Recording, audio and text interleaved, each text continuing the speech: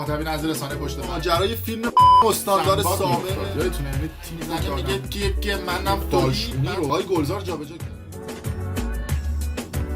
مخاطبین از رسانه پشت پرده، سلام. من امین فردین، خوشحالم که به همراه تیمم بار دیگه با یک برنامه پشت پرده دیگه با شما هستیم. امروز قصد داریم که راجع به خانم ریحانه پارسا و استعدادهای ایشون در صنعت پررونق سینمای ایران صحبت بکنیم. خانم ریحانه پارسایی که ضد من پست گذاشتن، به من توهین کردن، استوری گذاشتن و حالا سعی کردن مثلا با این حرکات حاشیه ایجاد بکنن، چون چند وقت پیش ما دیدیم دیگه رل زدن که حاشیه بشه. توی سینمای ایران اینجوری هم کردن که دیده بشن. زیر انواع و اقسام تهیه کننده ها که من یه لیست اینجا دارم خوابیدن، حالا تا جایی که جا داشته باشه بهتون میگم، بودن و خوابیدن که بتونن توی صنعت سینمای ایران نشون بدن استعدادهای خودشون رو. و از اون طرف با این پست ها دیدن که بازار آشیا داغه، یه چیزی راجع به ما نوشتن مودم شده دیگه، یعنی میگن خب حالا به کی گیر بدیم؟ اسم امین فردین رو بیاریم یه حاشیه بشه، 4 تا فوش هم بهش میدیم و بدیم بالا، حاشیه جمع میشه و فالوور میگیریم. دیدیم هم دیگه چند وقت پیشم حالا از رسانه‌های تو ایران بیرون گرفته. حالا یه روز مرور میکنم کلا همه اینا رو براتون و بهتون میگم که داره چه اتفاقاتی میفته. الان خانم ریحانه پارسا، بنده که گفتم دیگه رئیس تشخیص مصلحت حاشیه‌های نامنظم مجازی هم، چون بررسی میکنم حاشیه اینا رو، دیده بنده خدا فالوور نگرفته، خودش رو لخت کرد، نمیدونم عکس و استوری گذاشت، مصاحبه کرد، نمیدونم رفت تو کلیپ شادمرد، تهش کفی 1,100,000 تا فالوور گرفت. ما هنوز همه این کارهایی که شما کردین رو نکردیم، لخت هم نشدیم، فیلم عکسمون هم با کسی بیرون نرفته، 700,000 تا داریم. یعنی بدون اینا 200,000 تا از شما فالوور کمتر داریم. یعنی من اگه لخت بشن اینو اگه اینو در بیارم یا مثلا یه فیلم اینجوری بدم بیرون یا چت اینجوری حالا به زودی پخش میکنم، چون جوابه گویا مثلا اگه من چت اینجوری بدم از خودم بیرون و فیلم اینجوری از خودم بدم بیرون، فکر کنم راحت 2-3 میلیون میگیرم. حالا احتمالاً یه چند تا چت اینطوری بریم جواب دیگه. اما میخوایم بررسی بکنیم این پستی که خانم ریحانه پارسا برای من منتشر کرده بود و حرفای نمیدونم، حالا وقتی بخونم براتون تیکه تیکه وقتی جواب بدم خودتون متوجه میشید. یه بررسی هم میکنیم پشت پرده خانم ریحانه پارسا رو که چی بوده ماجراش و چه ارتباطاتی داشته با تهیه کننده و بازیگرها و کارگردانها و کارهایی که کرده. فکر کنم ویدیو عجیب و غریبی بشه. اما قبل از اینکه من این ویدیو رو آغاز بکنم یه لطفی بکنید اگر کانال یوتیوبی برنامه پشت پرده رو سابسکرایب نکردید، یه دکمه قرمز رنگ این پایین هست نوشته سابسکرایب و اگر هم گوشیتون فارسی هستش روی دکمه مشترک شدن بزنید که بتونید ویدیوهای قبلی ما رو ببینید، ویدیوهای جدید ما رو هم به لحظه تماشا بکنید. یا زنگوله هم اگر روش بزنید ویدیوهای جدید منتشر بشه براتون نوتیفیکیشن میاد. اگر هم قبلا سابسکرایب کردید یه کامنت بذارید که ربات تشخیص داده نشید، چرا که اکثر افرادی که در داخل ایران هستن از VPN های رایگان و یکسان با IP های یکسان وارد یوتیوب میشن و همشون رو ربات تشخیص میده. پس اگر کامنت نذارید ربات تشخیص داده میشید. مرسی از شما.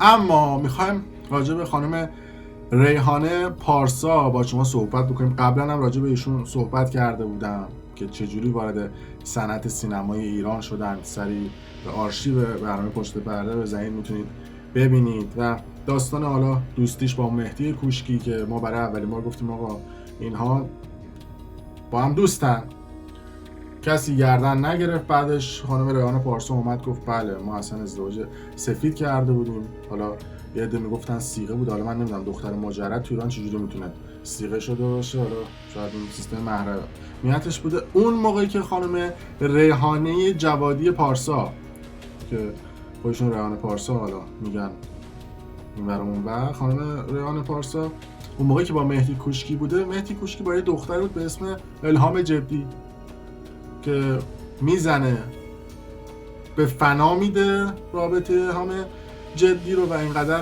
توی تئاتر و جای مختلف و این برام من میچسبه مهدی کوشکی که اصطلاحاً مهدی کوشکی باشه و داستانم از این قرار بوده چرا رفته سمت مهدی کوچکی، به خاطر اینکه دو تا از تهیه کننده‌هایی که بیت کوین زیاد داشتن اینا، آقای علیجانی و آقای رنجکشان، میگفتش این دو تا تهیه کننده تیز کردن از سر من رفتم با مهدی کوچکی که این دو تا از تو من در بیارن، اصطلاحاً بکشن بیرون از من، که میگفتن این دو تا تهیه کننده وصلن. اینا رو گفتم که بدونید من با دیتیل میدونم خانم پارسا. و خودش حلقه میخره میره تئاتر مستقل، جایی که مهدی کوچکی اونجا تئاترشو برگزار میکنه و گریه و زاری و تو رو خدا منو بگیر و اینها حلقه رو ور میداره و خودشو میچسبونه به مهدی کوچکی، یعنی لجن میکنه رابطه مهدی کوچکی و خانم الهام جدی. بعدش هم هر کسی بهش خیر میرسونه، از واژه نمیدونم حرامزاده و از این چیزها استفاده میکنه خانم ریحانه پارسایی که کوکاکولو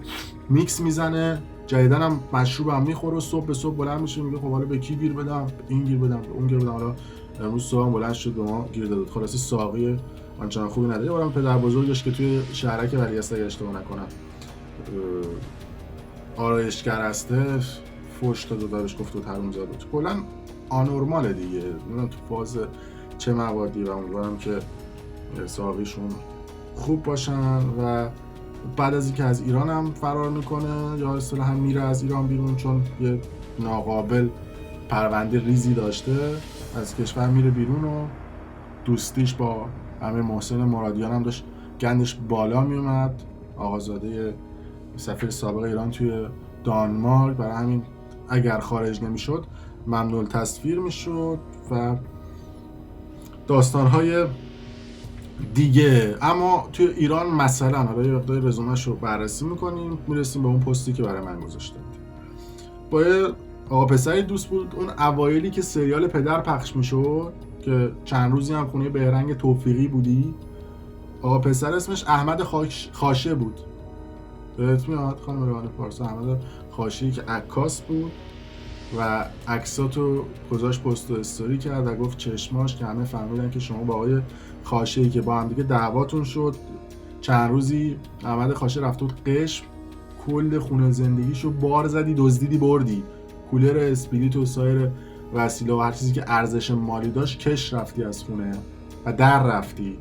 که بعدش احمد خاشه می‌خواست ازت شکایت بکنه و با بدبختی و هزار تا چاپلوسی و رابطه و زیر این تهیه کننده و اون تهیه کننده و چیزای دیگه تونستی رضایت بگیری. نشون به اونشون که احمد خاشه گفته که من عکس بی‌حجاب و لخت و این چیزاتو توی روی تختت دارم و توی حموم دارم، با رضایت خودت هم ازت عکس گرفته بود و گفته بود پخش میکنم. اینجوری اومده بود تهدیدت کرده بود.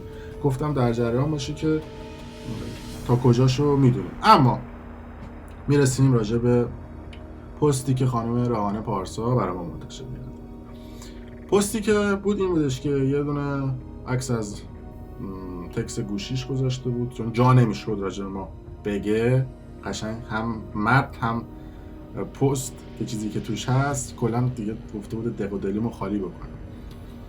و البته یکی از عامل‌های این خالی کردن دق و دلیش هم این بودش که ما برای اولین بار رابطه ریحانه پارسا با امیر محسن مرادیان رو افشا کردیم. الان هم یه تیک و تاک ریزی با هم دیگه میزنن و از این قضیه زورش گرفته که ما چجوری رابطه ریحانه پارسا با امیر محسن مرادیان پسر سفیر سابق ایران در دانمارک رو افشا کردیم. و خیلی هم امیر محسن از این قضیه وحشت داشت که این قضیه افشا بشه. اما خب حالا چون وحشت داشت ما میگیم که دفعه دیگه از این پست استوریا نذار.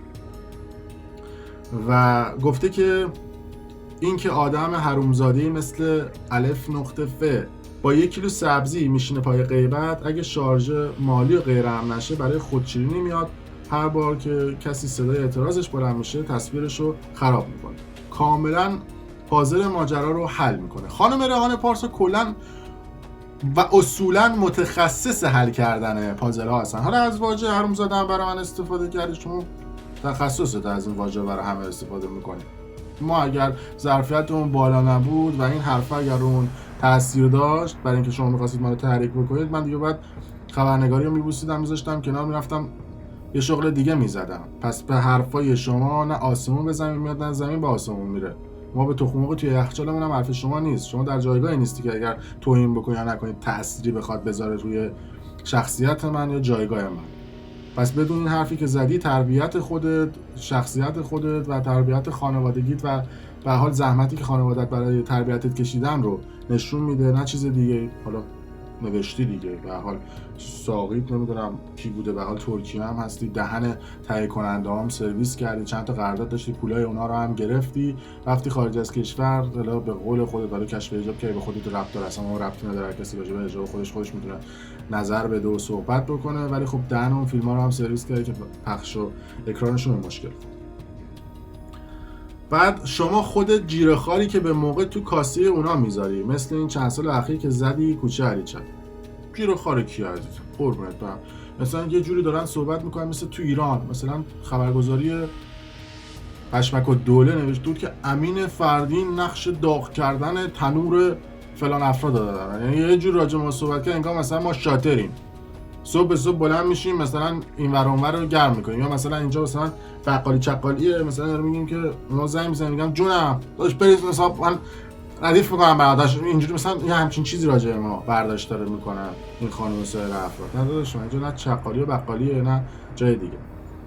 در ادامه صحبتش میگه که گول این که کیه رو نخورید، این یک سناریوی کاملا تعریف شده است. این که مثلا من یه آدم پاپاراتزیم و کسی که کارش پاپاراتزی افشای این اتفاقاته، این از تفکر شما یعنی گول زدن، این بیسوادی شما رو میرسونه که معنی و مفهوم پاپاراتزی رو نمیدونی.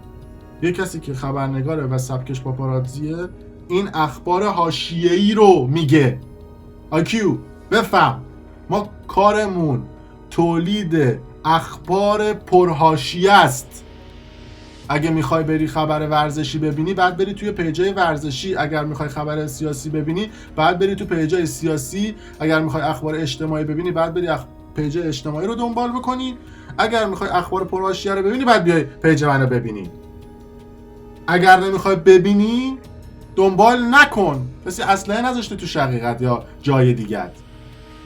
گفتم در جریان باشی که میگی این یک سناریو کاملا تعریف شده است. مثلا ما اینجا نشستیم دقیقا مثل قبلی، مثلا اینجوری بکن سلام علیکم جونم آجی باشه خیالت تخت اینو بگم، مثلا اینجوری فکر میکنن یه عده دیگه. اینجا ما بیکار دوله نشستیم، یکی به اون زنگ بزنه بگه چیکار بکن چیکار نکن. اگه من می‌خواستم این کارو بکنم خب تو همون ایران میموندم که تازه بهترم بود که. خب بریم بعدیش. گفته که وجودشو داری بیا از همون موضوعاتی توی سینما حرف بزن که خودم و خودت میدونیم. قربونت برم سینما ایران همش بکنه. میخوای اینو بگی؟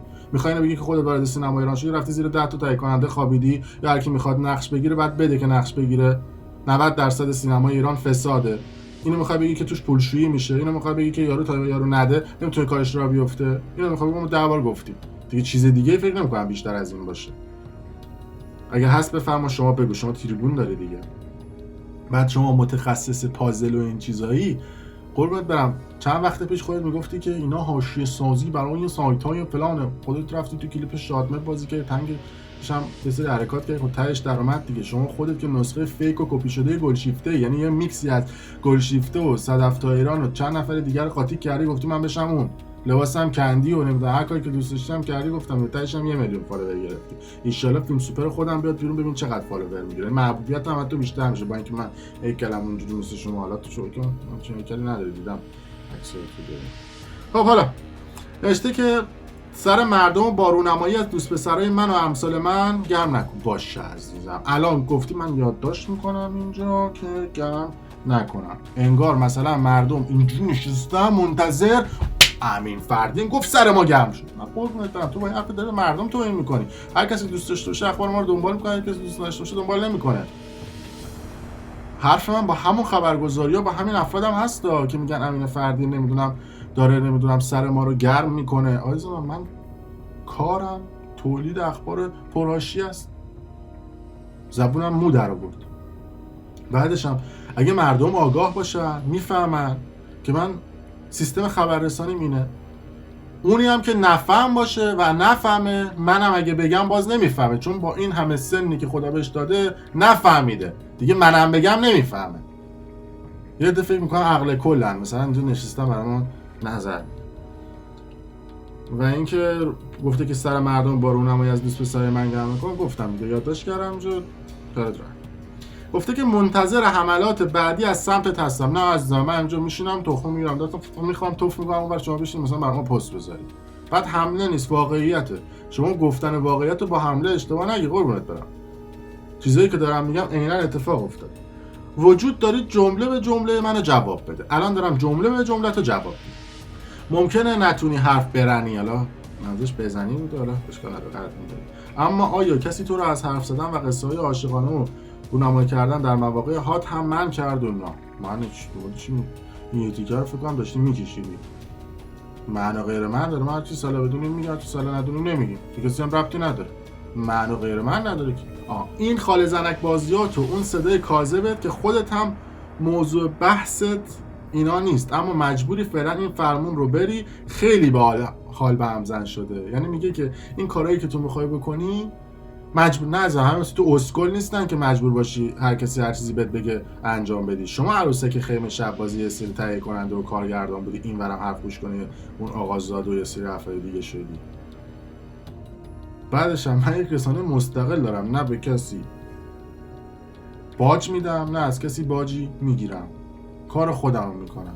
حالا شما این توهمو داری دیگه، به خودت ربط داره. این متن اون عکسه بوده که گذاشته. در ادامهش میگه که مراقب افکارتون این روزها خیلی خیلی باشید.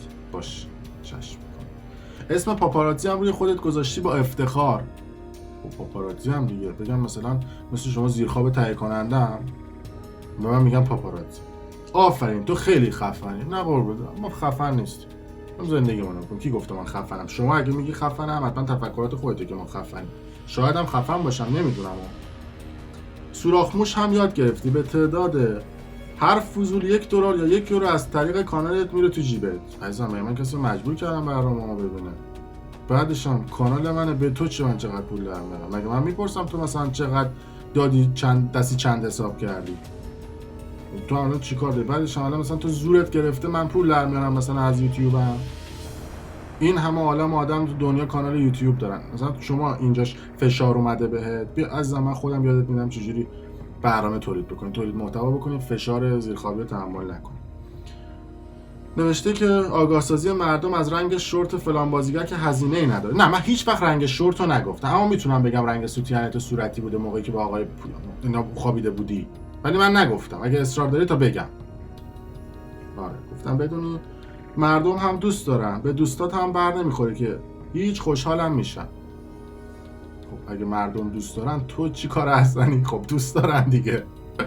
خب اونقدر هم باهوش هستی که بدونی چی رو کجا و کی باید بگی. عزیز من این به شعور آدم ها بستگی داره، به هوششون. هر چیزی مکان و زمانی داره. شما نمیتونی بری توی جمعیت مثلا 500,000 نفر پشت خار مادر بدی، خب میگیرن اونجا لهت میکنن. پس این نشون میده که تو باید آدم با فهم و شعور باشی، بدونی کجا و کی چه حرفی رو بزنی. پس اینو گفتم در جریان باشی. منم از حق خودم صرفا دفاع میکنم. آره دیدم حق خودت دفاع کردی. خب خیلی خوب، دمت هم گرم. کسی نگفته دفاع نکن، دفاع کردی. با یک نگاه کلی به پست های پیج من هزاران موضوع قابل بحث پیدا میکنین که تا حالا به هیچ کدومش اشاره نکرد. قربونت برم، من انقدر بیکار نیستم بشینم بالا تا پایین پیج تو رو نگاه بکنم ببینم تو راجع به چی گفتی چی نگفتی. مگه من رسانه شخصی خودت و باباتم بشینم نگاه بکنم تو چی گفتی چی نگفتی؟ هر چیزی که بدونیم به درد مردم میخوره میگیم. خب بعد نوشته به نفعت، چون نوشته که وجودشو داری بیا فقط یک بار از رو جوابیه منو به امین تارخ بخون. جوابیت تو خوندم، چه چیزی درست حسابی توش نوتاش هم گفتی که لات خوب کوچه خلوت نمیدونم دلبر نباش و زنانگی روی پیر من از تاکسی خالی نمیترسد و اینا. که چی مثلا هنر رفتی به کسی که مثلا تو سینما ایران 4 تا چرت و پرت گفتی میخوایم الان جوابیه بدم از بالای سیستم تا پایین یکی یکی بازیگرا رو بیارم تو پستم هی راجبشون جوابیه بزنم، از صبح تا شب من برم بگردم ببینم کی جوابی کی داده دارم پوشش بدم. بیکارم مثل تو. بعد گفته که به حال نمیشه منکر تریبون قوی که این چند سال با اخبار زردت ساختی شد.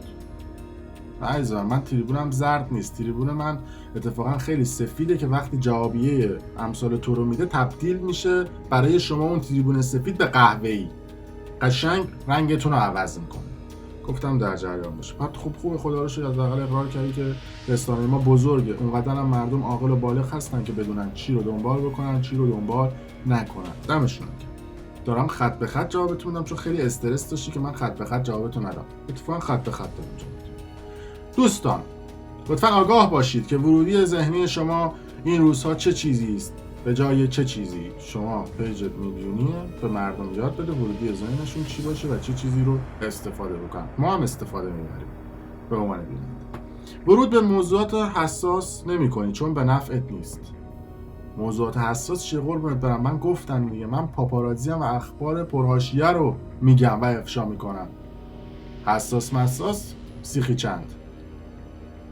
و قربونش برم من خبرم که ما منتشر میکنیم یه ور بهش برمیخوره. یکی میگه نمیدونم از فلان جریان خط میگیره، رولا ازما بردودن ایران میگفتن امین فرین تحویل داده، نمیدونم وحید خزایی بردودن ایران میگفتن امین فرین تحویل داده، نمیدونم اون یکی گرفته بودن میگفتن امین فرین تحویل داده. وافاتتون نمیفهمم چه، ولی خب خوشم ساقه خیلی خوب بود. یا خودت میگی به من چه، من پولمو در میارم. بازم میگم به من چه، پولمو در میارم. تو مشکل داری مثلا من میگم به من چه پولمو در میارم؟ بعد من کجا گفتم به من چه من پولمو در میارم؟ ما که زبونمون مو در آورد راجع به موضوعات مختلف 100 بار صحبت کردیم. بذار هر چی میخواد سر مردم بیاد، من وظیفه‌ام سرگرمیه. انگار مثلا من اینجا رئیس مجلس شورای اسلامی ام، یا مثلا پلیس فتام، یا مثلا رئیس پلیس مثلا بین‌المللم، یا مثلا من رئیس جمهورم که بعد مشکلات و مسائل رو حل بکنم. میگم به من چه، بذار من حالمو بکنم هر چی هم میخواد سرم. قول اینایی که تو داری میگی نه به من بگی، من کارم خبرنگاری میکنم، اطلاع رسانی، اینا کار یکی دیگه است. حالا اون کسی که این حرفا رو میخونن، حرفای خوشگل و میگن واو چی نوشته، قربونتون این وظیفه‌ای که ایشون نوشته کار من نیست. کار نمیدونم رئیس جمهور و نمیدونم رئیس مجلس و رئیس قوه قضاییه و سایر افراده. تون در جریان باشه. مثل خیلی از اهالی سینما که همه راه سکوت رو پیش گرفتن از پیشکسوت تا جوجه‌هاش فحش دادن و هزاران انگ به ریحان پارسا و ریحان پارسا بستن. براشون امکانات به بار میاره. آها ما به شما فحش بدیم امکانات به ما میدن، مثلا 2 تا لامبورگینی در خونه من پارک میکنن ما به شما فحش بدیم. تو ایران اگه مثلا به تو فحش بدن 2 تا پراید در خونهشون پارک میکنن، گاری هم بهشون نمیدن راجع به تو صحبت بکنن. باور کن اگه نمیکنی من تو تا بازیگر تو ایران میشناسم بهت فحش بدم میرم چیزی گیرشون میاد به من. خودت خیلی دست بالا گرفتی. شکاف عمیق بین چپ و راست کاملا این روزها قابل درک شده. و اصلا این حرف شما من یاد چپ و راست چیه بابا؟ فقط مراقب ورودی‌های ذهنیتون که جهت داده شده باش.